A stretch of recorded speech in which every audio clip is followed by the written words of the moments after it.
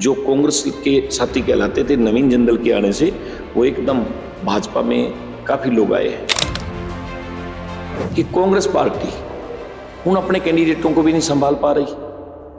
Congress party के पास कोई candidate ही नहीं है चुनाव लड़ने के लिए। कांग्रेसी जो लोकल यहां विधायक बनना चाहते हैं उनको पूछिए तो ज्यादा अच्छा रहेगा, क्योंकि वो खाली हो गई। हो सकता है कांग्रेस में इतनी ऊपर बात ना मानी जाती हो, तो अब ये यहाँ सांसद बनेंगे तो मुझे पता है कि सेंटर में जरूर लिंक बनाएंगे। देखिए, आरोप राजनीतिक आदमी के पर लगना संभावित है, आरोप लगाए जाते हैं, लेकिन अभी कोई कहीं दोषी तो नहीं हुए। बिल्कुल देख के अगर कोई हुआ उनका कसूर तो वो भी सामने आ जाएगा, लेकिन हमें नहीं लगता कोई कसूर हो। लेकिन राजनीति पक्ष विपक्ष एक दूसरे पे आरोप खुद भी लगाता रहता है। अबे चौटाला जी और जैसे उनका परिवार आपस में पड़ चुका है, अलग अलग हो चुका है, अब वो बात नहीं रही, उनका जनाधार नहीं है, उन्होंने राज ठीक ढंग से नहीं की। आपको सब पता है कि किस तरीके से राज होता था, आम गरीब आदमी की सुनवाई नहीं होती थी। 24 की चौधर लेकर मैं हाजिर हूं कमल बधावन और आप देख रहे हैं भारत 9। आज हम कुरुक्षेत्र जो लोकसभा की सीट है हल्का गुला में पहुंचे हैं और हल्का गुला से पूर्व विधायक कुलवंत बाजीगर हमारे साथ हैं। कुलवंत जी, कैसी चुनावी जो समर अब शुरू हुआ है, कैसी दशा और दिशा है उसकी? बहुत बढ़िया, क्योंकि माननीय नरेंद्र मोदी जी को लोग प्रधानमंत्री बनाना चाहते हैं, क्योंकि उन्होंने देश को अच्छी दिशा में चलाया है, इसीलिए लोग पॉजिटिव हैं और बहुत लोग साथ देने के लिए तैयार हैं। बहुत अच्छा रहेगा। तो बीजेपी ने नवीन जिंदल और लोग चर्चा भी करते हैं कि एक दूसरी पार्टी से किसी को लेके यहाँ टिकट दिया गया है, क्या भविष्य देखते हैं नवीन जिंदल, क्योंकि पहले भी यहाँ 2 बार वो एमपी रह चुके हैं? देखिए, वो बहुत बढ़िया नेक इंसान, अच्छे आदमी हैं, तभी तो यहाँ 2 बार सांसद रहे हैं। नवीन जिंदल जी का और उनके परिवार का, क्योंकि वो खुद भी सांसद रहे हैं और उनके पिताजी भी सांसद रहे हैं, इसीलिए उनके परिवार का कुरुक्षेत्र लोकसभा से बहुत जुड़ाव है, एक उनकी अच्छी छवि है, तो इसीलिए लोग चाहते थे और वो देश की सेवा को लेके वो भी राजनीति करना चाहते थे, समाज सेवा के लिए जो वो बोल ही रहे हैं, बता रहे हैं, तो इसीलिए अच्छा लगा। क्योंकि दूसरी पार्टियों में बहुत से अच्छे लोग हैं जो ये सोचते हैं कि हम देश की सेवा करें, वो पार्टियों में आ रहे हैं। अब ये देखिए कि कांग्रेस पार्टी उन अपने कैंडिडेटों को भी नहीं संभाल पा रही। कांग्रेस पार्टी के पास कोई कैंडिडेट ही नहीं है चुनाव लड़ने के लिए, क्योंकि वो कैंडिडेट उनके ये कह रहे हैं मैंने नहीं लड़ना। ये बात है जिसका उदाहरण ये है कि यहाँ सुशील गुप्ता जी को उन्होंने कैंडिडेट बनाया, तो इसीलिए नवीन जिंदल जी अच्छे आदमी हैं, तो माननीय नरेंद्र मोदी जी से आशीर्वाद लेके आए हैं, तो वो जीतेंगे।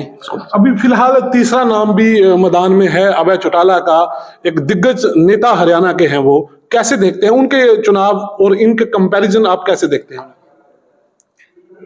देखिए, अभय चौटाला जी और जैसे उनका परिवार आपस में पड़ चुका है, अलग अलग हो चुका है, अब वो बात नहीं रही, उनका जनाधार नहीं है।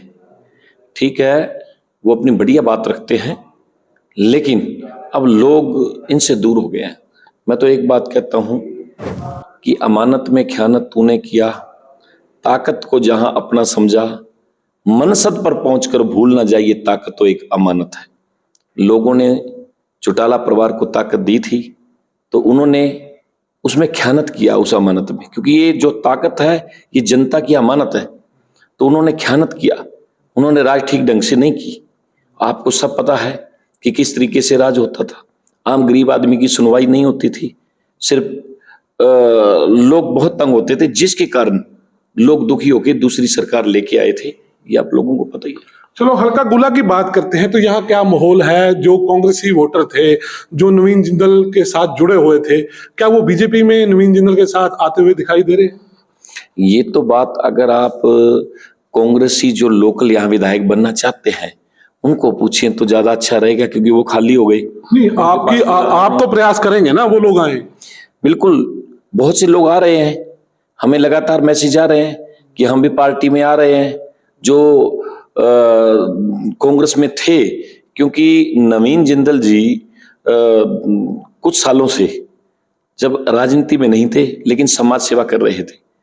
अभी जैसे कोरोना में नवीन जिंदल जी ने वो जुड़ाव लगातार रखा, ऑक्सीजन तक को यहाँ पहुंचाई, लोगों में बीच में अपनी जो दवाई की वो वैने हैं, मेडिकल सुविधा, वो भी उन्होंने कोशिश की।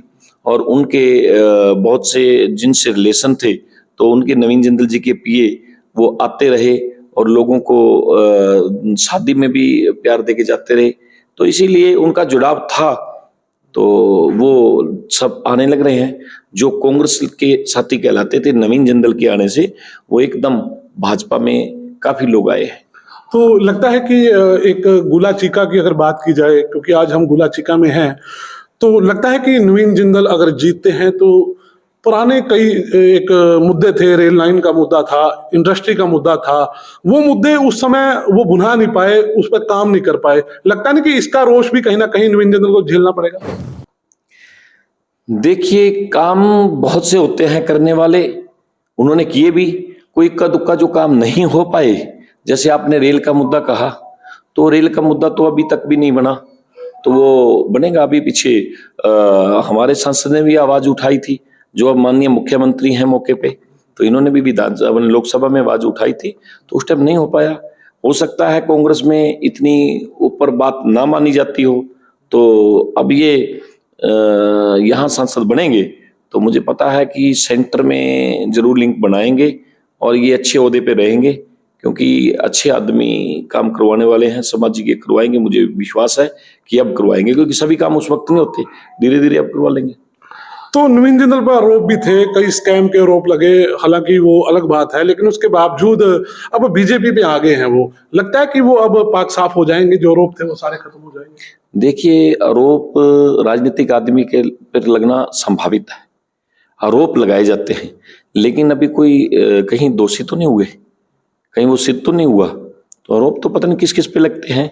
ये कोर्ट में मामला है, वो कोर्ट बिल्कुल देख के अगर कोई हुआ उनका कसूर तो वो भी सामने आ जाएगा, लेकिन हमें नहीं लगता कोई कसूर हो। लेकिन राजनीति पक्ष विपक्ष एक दूसरे पे आरोप खुद भी लगाता रहता है, तो अभी देखो, अभी जनता के बीच में आए हैं, वो फैसला तो कोर्ट ने करना है, लेकिन जनता अभी आपके सामने अगर पाक साफ लग रहे हैं तो तभी क्लीन चिट देने के लिए जनता तैयार हुई है। एक तरफा माहौल बनता जा रहा है, किसी भी एरिया में जाते हैं, कहीं भी जाते हैं तो नवीन जिंदल जी की जय जयकार होती है, लोग बहुत जुड़ रहे हैं। लगता है कि लोगों के नजदीक आ जाएंगे नवीन जिंदल, क्योंकि बड़े घराने से आते हैं, बड़े उद्योगपति हैं वो तो। नहीं, उद्योगपति हैं, लेकिन उनका लोगों के साथ मिलाप कैसा है? आप गांवों में जाओगे, आप किसी भी गरीब घर के अंदर जाके भी अगर पूछोगे तो आप किसको जानते हैं, लोग कहेंगे हम नवीन जिंदल जी को जानते हैं। वो लोगों के दिल में बसे हुए हैं, हर घर तक पहुंचे हुए हैं। उन्होंने कांग्रेस में रहते हुए अपना निजी खर्च करके उन्होंने जैसे मेडिकल सुविधा हर गांव में दी, वो कभी भी कहीं कोई नौजवान होते थे उनको कभी क्रिकेट की किटें देना, कभी कोई ऐसा सामान देना, वो अपनी जेब से खर्चा करते रहते थे, क्योंकि अमीर आदमी है। कुछ लोगों की जैसे आइस, ये आंखों के कैंप लगाए जाते थे, किसी के चश्मे बना दिए, कहीं आंखें बनवा दी, और उन्होंने हॉस्पिटल भी बनाया हुआ है, बहुत से लोगों का इलाज कराते। कई लोग ऐसे मिलते हैं कि नवीन जिंदल वहाँ हिसार में बिल्कुल अपने खर्चे पे इलाज करवा देते हैं। तो ऐसे सामाजिक कार्य उन्होंने काफी करने की कोशिश की है, और वो गरीब आदमियों को जरूरत थी। जो अब जिस तरीके से माननीय नरेंद्र मोदी जी ने जो आयुष्मान कार्ड बनाया है, उस टाइम आयुष्मान कार्ड वाली कोई स्थिति नहीं थी, लेकिन गरीब लोग सहारा लेते थे। आज तो 5 लाख का सहारा मिलता है। हर आदमी ये सोचता है कि हम प्रधानमंत्री नरेंद्र मोदी जी को बनाना चाहते हैं, क्योंकि अब नवीन जिंदल भी सेवक है और माननीय नरेंद्र मोदी जी तो पहले ही सेवा कर रहे हैं, तो इसलिए मुझे नहीं लगता कहीं कोई दिक्कत हो, बहुत अच्छे मार्जिन से जीते। तो क्या अगली रूपरेखा क्या रहेगी? आज आपके जन्मदिन पर नवीन जिंदल आए थे और निश्चित तौर पर कहीं ना कहीं आपको बोला होगा कि इस तरह से रूट में मनाया जाए, क्या कि वोट मांगे जाए लोगों में। क्या कोई बातचीत हुई आपकी? नहीं, कोई रूट बनाने वाली तो कोई ऐसी बात नहीं है, वो राजनीति मीटिंगें हैं, वो करते रहते हैं। ये जो जन्मदिन मेरा, ये तो हर साल मनाता हूँ। मैंने पहले भी जन्मदिन मनाया, जैसे एक बार तो स्पीकर थे कंवरपाल जी मौके पे, उस टाइम वो आए थे मेरे जन्मदिन पे।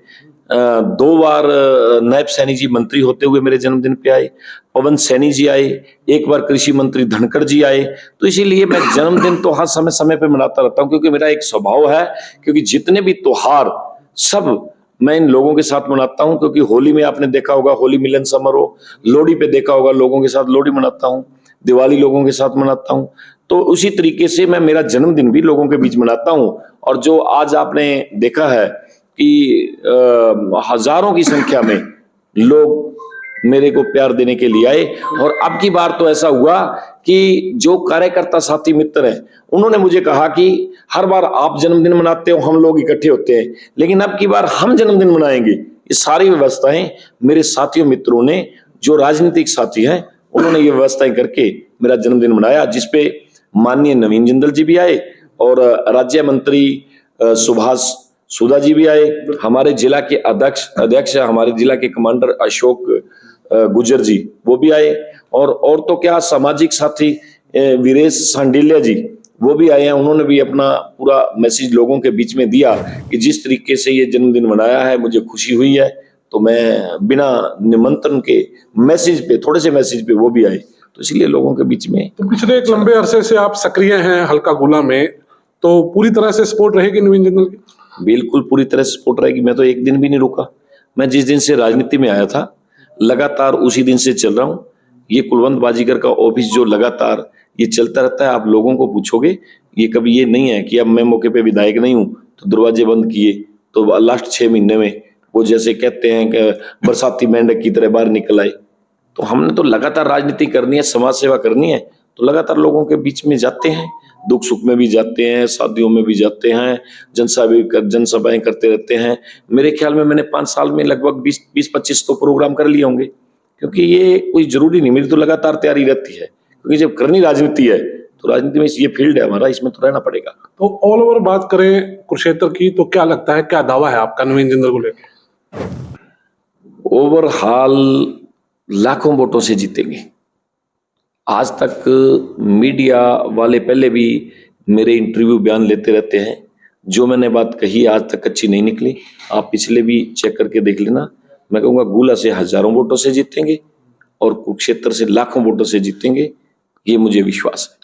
शुक्रिया आपका। ये थे कुलवंत बाजीगर, जो हल्का गुला के पूरे विधायक हैं और लगातार राजनीति में सक्रिय हैं। और कुरुक्षेत्र लोकसभा में अब नवीन जिंदल को बीजेपी ने टिकट दिया है, और देखना होगा कि बीजेपी के जो उम्मीदवार हैं नवीन जिंदल, वो कितनी वोटों से जीतते हैं। हालांकि कुलवंत बाजीगर का जो दावा है कि लाखों की वोट से नवीन जिंदल कुरुक्षेत्र लोकसभा सीट जीतेगा। बने रहो मेरे साथ। और 24 की चौधर में आपकी अगर कोई राय हो तो कमेंट करके देना। नमस्कार।